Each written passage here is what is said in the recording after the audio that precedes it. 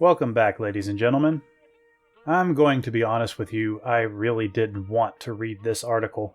I was busy refining my script for a video I'm making about a holy war between fictitious religions and figuring out which of 3 books I've been eyeing since Monday to make into a review. Then I get treated to this. Why don't straight men read novels? This was obvious bait. I knew it was obvious bait. I wanted to just ignore it, but my inner idiot wouldn't stop screaming at me to again dive into book drama. This is instead of engaging with the stories and things I like.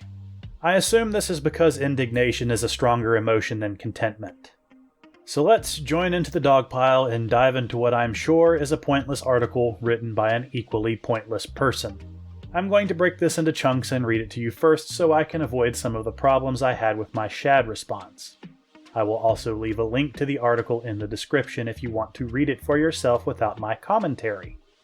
If I'm going to do this, I'm going to do it right, and I will do it thoroughly. Alex, 24, thinks reading for pleasure is a waste of time. Instead, he reads to learn about current affairs, maths, and Black history. Similarly, Finn, 24, has only read one fiction book outside of his childhood. I really don't find the time to read, but if I do, it's usually non-fiction, he says. Alex and Finn both feel compelled to make good use of their time. Good being a capitalist innuendo for productive. If our increasingly time-poor, grind-obsessed hellscape, 7 to 9 gym, 9 to 5 work, 5 to 9 side hustle, coming up for air for being a cog and curling up with a novel, just because you want to, is borderline sensual pleasure, our culture makes a fetish of practical outcomes, and perhaps because the outcomes of fiction reading don't patently lead to higher wages, it seems less worthy, says Susan Keene, professor of English at Scripps College. Man, I wish I was 24 again. Alright, at least this starts off acknowledging men are reading. Yes, men read to keep up on current affairs and skills. This is to improve our standing and ability with the job we have or want. This has been true since the invention of writing. Writing's primary reason for existence is to save and pass down knowledge. Fiction, as fun as it is, will always be a secondary, and more fun, reason for the written word. You can't eat stories, but they serve the secondary purpose of entertainment. Moving on, the moment I saw the words capitalist innuendo, I knew the type of author we were dealing with. I won't jump too quickly on the judgment bandwagon yet, so let's address the claims. First, we don't live in a capitalist system, not truly. These days it's more of a tech oligarchy in the ruins of what was long ago a capitalist system. That said, things still need to get done. People still need to make money now more than ever, due to the rampant government overspending and burdensome regulations on top of other problems. These are things this video is not long enough to cover, and I don't want to get into. Basically, everything is more expensive, and there's a lot of reasons for it.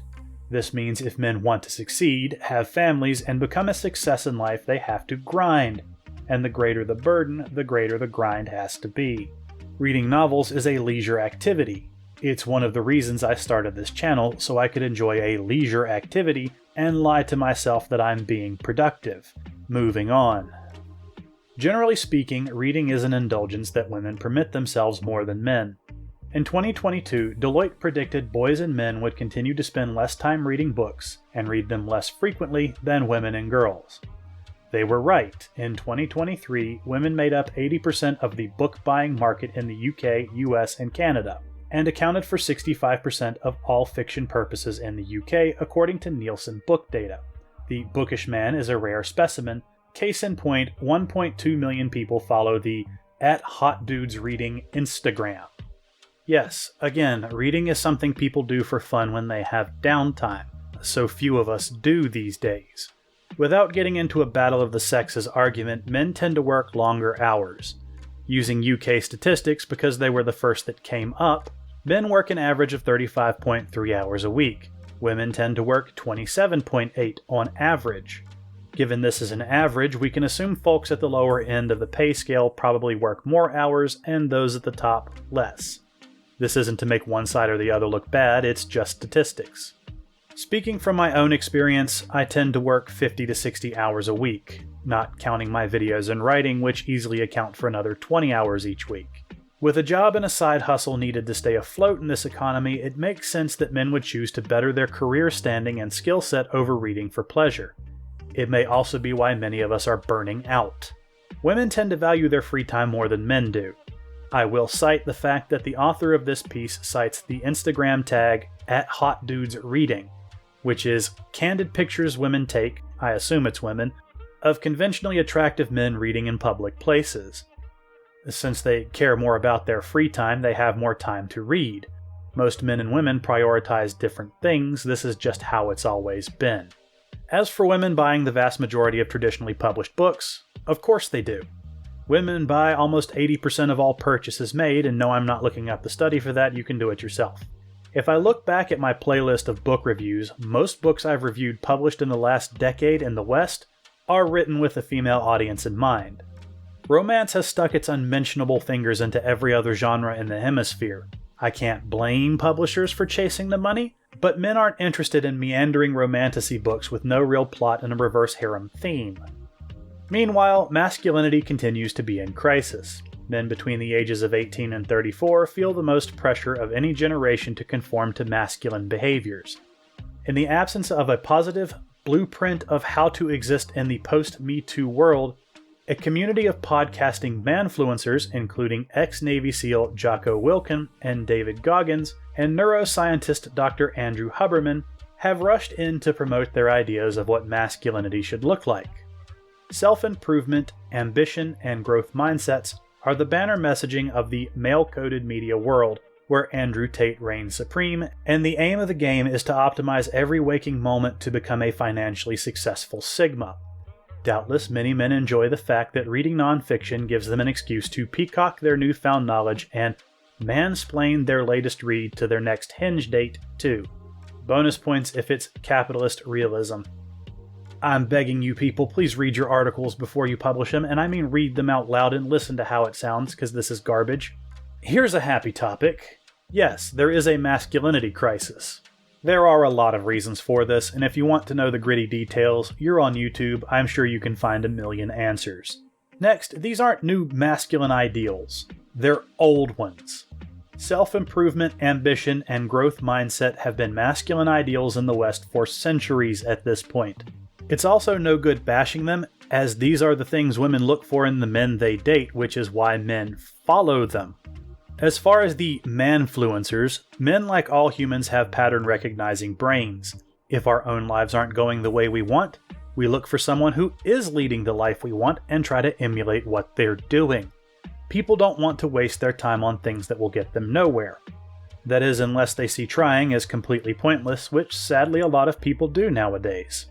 People like Andrew Tate aren't a good example and aren't the only influences men have. Granted, he is the most cited, and that's probably because he annoys the politically screechy the most.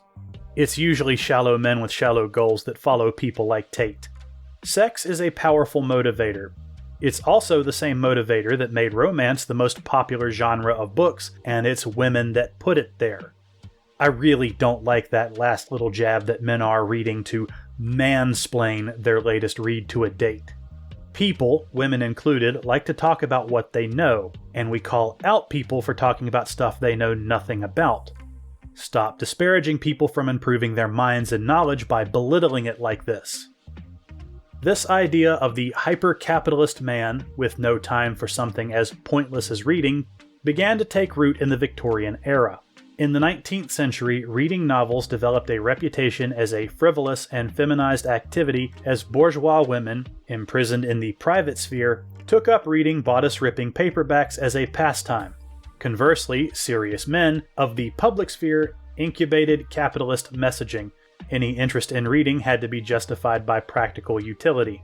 While for most of British history, men's literacy rates far outstripped women's, by the 1900s literacy was actually more diffuse among women. As author Leah Prince put in her book, How to Do Things with Nooks in Victorian Britain, once a sign of economic power, reading is now the province of those whose time lacks market value. Interesting she referenced the Victorian era. In a lot of ways, we're in another Victorian era. People are working themselves to death in jobs that find them disposable. Both now and then saw a lot of changes in technology, and a lot of once secure professions flew out the window. Life for the common man in the Victorian era was hard and they read less. Why should we think things would be any different when history is repeating itself? It is a cultural hangover that persists. A cult of productivity is still imposed more on men than women, says Dr. Alistair Brown, Assistant Professor of Digital Humanities and Modern Literature at Durham University. Non-fiction seems to have more immediate or meaningful returns on the investment of time. Consequently, men buy more. In 2023, men accounted for 55% of non-fiction book sales, Nielsen book data tells Dazed. Alright, I'm not the best person to criticize someone else's punctuation, that's why I have an editor. This person really needs to have an editor go over this. An editor that knows what they're doing.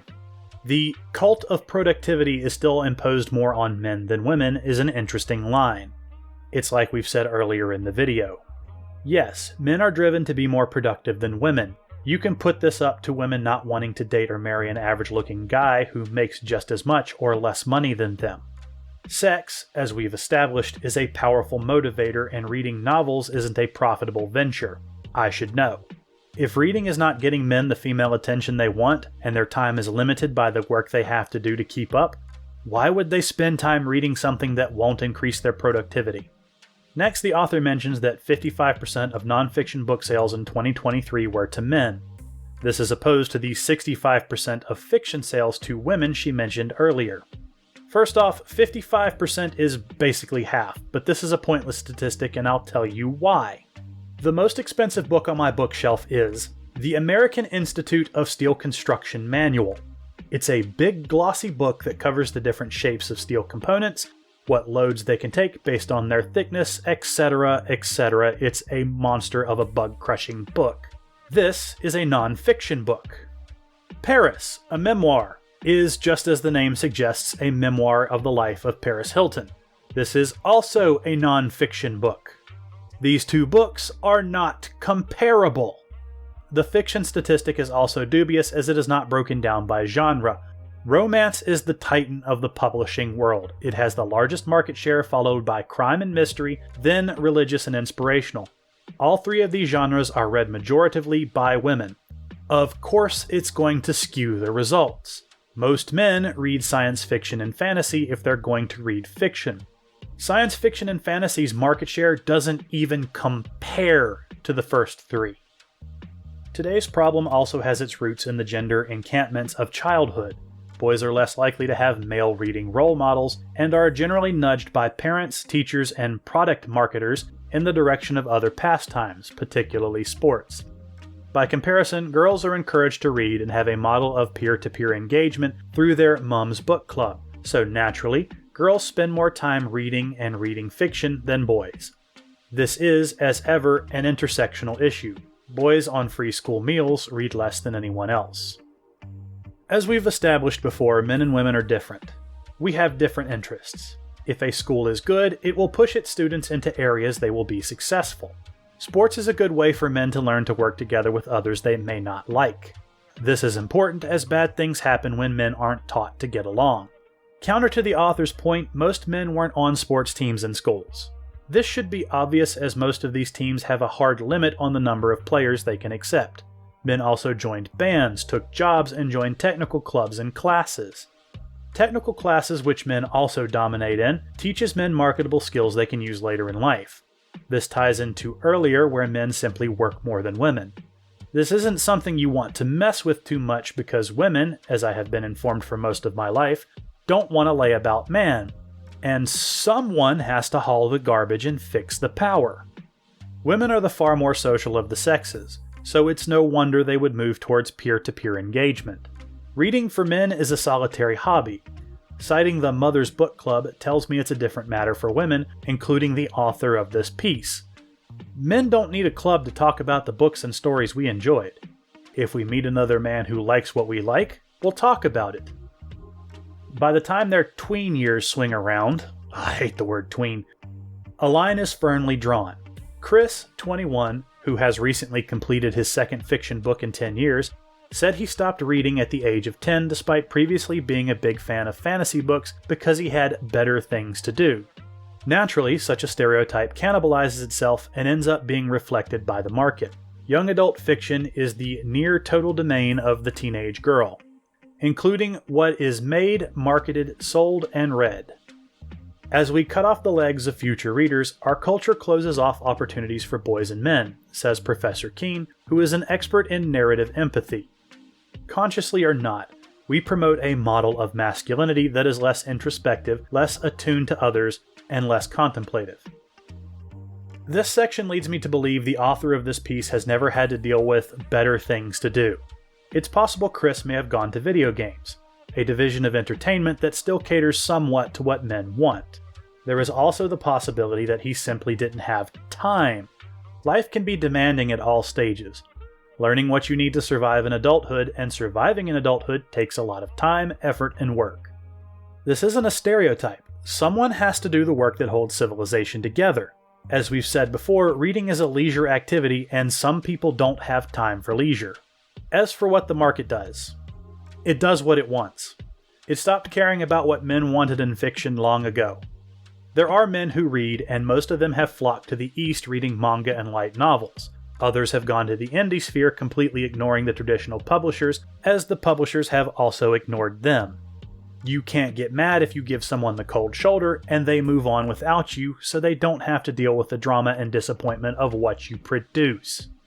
Another way to look at this is, if YA is nearly totally dominated by books for teenage girls, why would men ever bother picking up a YA book?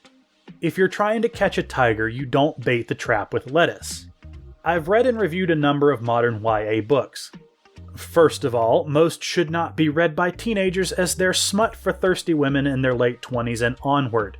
I'm thankful ACOTAR or Lightlark was not the YA book available when I was a teenager, because I probably would have given up on reading too. Let's talk about this narrative empathy. First of all, regardless of what form of masculinity you push, men are going to read or not read what they want. People are not blank slates you can program to consume whatever you want. And that is regardless of what the corpos and the government try. If given options, people will seek out what entertainment they enjoy. And if books are not catering to them, they will find something that is. This narrative empathy sounds more like conditioning rather than empathy. That's assuming it was necessary to the article to even mention the narrative empathy, which I'm not sure it was. Could reading stories offer an alternative route through the masculinity crisis, by creating a safe space for allowing oneself to feel with no strings attached? Professor Keene suggests that reading fiction is the diametric opposite of the state of stoicism of the manosphere. It's a form of immersion therapy that demands you be present and forget yourself to a meditative end. You also become part of a community, which helps you build mental companions and bulwarks against loneliness. Accordingly, there are measurable mental health benefits such as lower stress, higher self-esteem, and lower rates of depression. If men read, it helps society at large. Reading fiction opens your eyes to uncomfortable truths and unexpected perspectives that you may have otherwise not sought out. Books can surprise you by smuggling knowledge in through the back door of an enjoyable, engaging story, increasing the possibility of critical thinking when encouraging the topic again, according to Dr. Brown. When you read, you practice perspective-taking, adopting the inner lives of characters as your own and walking around in their shoes, something there isn't time for with the visual immediacy of other media like film. Yes, there is a masculinity crisis. This is because of the way modernity is structured. It has taken away men's traditional rewards for their traditional work. Men still do the jobs that require the state of stoicism because someone still needs to haul the trash, fix the sewers, and dig the mines. It doesn't matter what different perspectives your book may provide.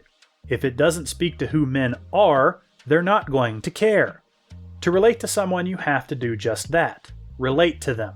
Men aren't going to relate to Isla Crown the Forest Thought, whose big plot lines involve picking between the Sun King boyfriend or emo goth edgelord king who wiped her memories. Reading is not the opposite of stoicism. Reading is an introspective hobby and stoicism encourages it. Reading is a required thing to be self-reliant, and to suggest reading is a group activity is simply stupid. Talking about books is a group activity. Actually reading is done alone. Also, if you're generating companions to combat loneliness by reading books, I'm assuming you're stealing imaginary friends or enjoy being alone. Either that or you have a serious mental condition and are in immediate need of medication and removal from polite society. Men connect with stories because they're about things they're interested in, have characters that interest them, or characters they like, or are weird enough but not too weird to be interesting. Trying to change people's perspective through reading is propaganda at best and programming at worst. As I've said before, if your book can't appeal to men, they aren't going to read them. Time is a limited resource, and reading a book can be a major commitment, especially with the modern word brick of today. The longer I go on, the more I understand the importance of brevity. Most people don't have time to sit and read 600 to 800 pages that live in the female protagonist's head as she waffles about who she's going to sleep with and refuses to get to the freaking point. Let's look at the ACOTAR series. I've only read the first book and intend to keep it that way as I have enough trash series I'm committed to reading. This book is about 20 hours of meandering. The plot is flat, there's no grand adventure, there's no great revelations, there's not much of a conflict. To break the story down to bare bones, it's a story about a woman who's abducted by rich nobility, develops Stockholm Syndrome, is sent home, and then comes back to save her captor from his own stalker. Honestly, the description I gave you is more interesting than the book I read. From a male perspective, ACOTAR was dull. I read it mostly for the channel and to discuss it with other people who do what I do. It drones on and on and on. It's stuck in the main character's head, and it's the third most boring story I've read in the last year. You can't appeal to men by trying to force us to read stories meant for women, and I'm not even sure ACOTAR is made for women. Men in general like to read fiction about people doing things, accomplishing things, or facing down some great obstacle. This isn't some form of indoctrinated masculinity, it's just what we like. We spend most of our lives trying to sort out problems that aren't that grand and take way too long. It's nice to read a book about solving grander problems than the mundane ones we face every day. This is the reason men flock to video games, because they cater to what we want and don't add more work to our lives. They're actually an enjoyable thing. So let's be honest. Men reading fiction probably won't help society at large. This was a bold statement the author really doesn't back up. The uncomfortable truths the author is probably referring to are the first world, hand-wringing kind they preach about in colleges. The real problems facing society today are economic, competency, and failing unity. To state another way, people are broke, the systems that make things work are broke, and the people who know what they're doing are retiring or dying, and there's no reason for the people who make things move to want to work anymore. Men reading the next under-edited romantasy trash fire will fix zero of these problems. Reading fiction ultimately leaves you feeling full up, a stark contrast to the self-improvement imperatives that demand you be more than you already are. Carving out time for such creative pursuits refreshes the spirit and expands our sense of possibilities, says Professor Keene. And in case it isn't obvious, this is a valuable use of time for men too. Men are not inert vessels for potential economic capital that needs to be squeezed out. So instead of retreating further into the hollow temple of productivity, might we suggest a prescribed course of fourth wing for all? Okay, I'm going to look at that last sentence and break from my script for a moment. Might we suggest a prescribed course of fourth wing for all? You could just say, might we prescribe a course of fourth wing for all? I'm not going to encourage that because it's a terrible book, but back to what I'm intending to say. Feeling full up.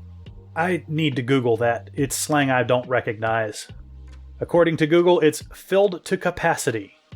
I'm sure the author means something more profound, but honestly, this hits my ear wrong. My life is already pretty filled up with stuff to do. Most of the people I know who are content usually connect it to having their needs met, that being food, shelter, money, and family. Reading is a leisure activity that comes after all that. As far as reading being a valuable use of time, we've already covered that. Men are reading non-fiction to better what they're doing. Men take a lot of joy from their accomplishments.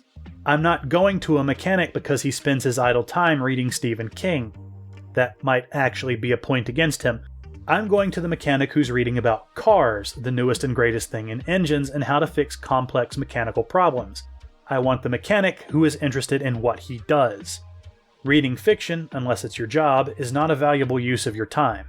It may enrich your life, it may improve your mood, it may give you a much-needed break, but these are things you do when everything else is done. Lastly, Fourth Wing is a terrible book, and a terrible recommendation. This is more romantasy that appeals only to the romance crowd. It's too long, too meandering, and will serve to infuriate and further distance men from reading. The protagonist is unlikable, the revelations are seen from miles away, and the story is completely inconsistent. I've read both Fourth Wing and its sequel Iron Flame. Both are romantasy trash. I will also read the third installment Onyx Storm so I can relay to everyone how terrible it is and so other people don't have to read it. If you want men to start reading novels again, the publishing industry will have to start catering more to men's taste. I've found some cool stuff in the indie sphere. For trad publishing, I have to go back a decade or more to find books to my taste. Before you start thinking, oh, he just wants high fantasy where the barbarian hero saves the damsel and rules the kingdom. I've stated before and will state now, my oldest favorite book series is written by James Herriot. It's a series about a country veterinarian in the Yorkshire Dales, living his life among simple country folk, and the antics that ensue from his boss and friends. If you want something more recent from the indie sphere, I have a few recommendations. Eye of the Universe by Matt Waterhouse is a more modern favorite. It's a horror story about a man stuck on a spaceship the size of a city full of dead people. Infinite Money Glitch by James Croquet, which I think I'm pronouncing right, was also enjoyable. It's about NPCs in a game world exploiting a system that's rigged against them. The Black Crown by John Douglas was also a fun read, even if I'm not a fan of fantasy orcs. It's about a half-blood prince trying to find his place in the world. Boom Boom Boom by Ian Kirkpatrick was also a fun story about a Ukrainian YouTuber obsessed with explosives who crosses the US feds. Or, to push my own work, you can pick up my own series Battle Games, which just released its second book, about a team of professional athletes in a sport that uses stun baton weapons, vying for the international championship against a wide assortment of colorful weirdos. Let's compare this to what traditional publishing offers these days. There's Lightlark, an incomprehensible story about a woman in a fantasy world picking between different hunky men and becoming nobility. Then there's Akatar, a story about a put-upon woman in a fantasy world picking between different hunky men and becoming nobility. Or there's Fourth Wing, a story about a supposedly fragile woman in a fantasy world picking between different hunky men and becoming a dragon rider. Oh, sweet mercy me, just drown me in the options, why don't you? This is not the only thing modern publishing is putting out, but I ignore stuff written by political people trying to make other people feel bad about how they were born and the parts of them that may or may not dangle. I'm not subjecting myself to that drivel, and I don't feel bad about it.